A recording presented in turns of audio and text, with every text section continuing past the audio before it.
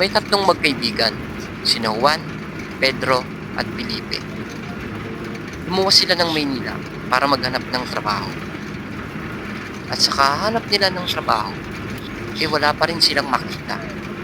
Kaya gutom na ang tatlo.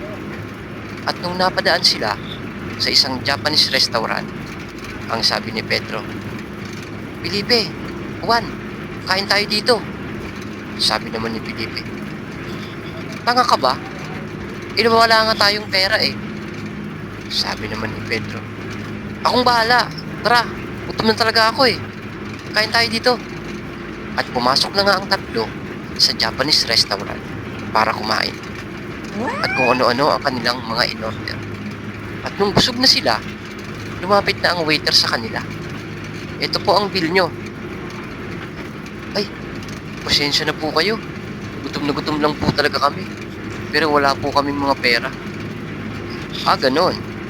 Tinawag ng waiter ang manager. "Manager, itong tatlo, walang pambayad. Anong gagawin natin dito?" Ang sabi ng manager. "Ah, ganon. O sige, meron akong isang kondisyon. Pag nanalo kayo sa kondisyon ko, palalayain ko kayo. Pero pag hindi, paktay kayo." "Sige, ilabas ang lechong manok." Nilabas na ng waiter ang lechong manok. "Ilabas ang samurai." At inilabas na rin ng waiter ang samurai.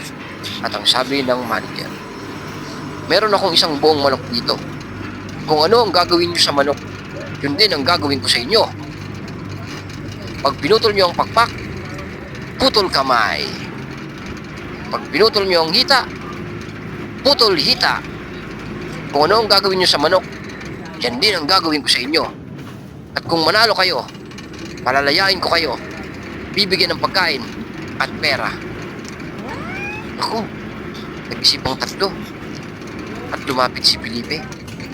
Kinuha ang manok at pinaikot-ikot ito. At nung makita ni Felipe ang puwet ng manok, ay agad niya itong sinipsip. Sa bayubad ng pantalon.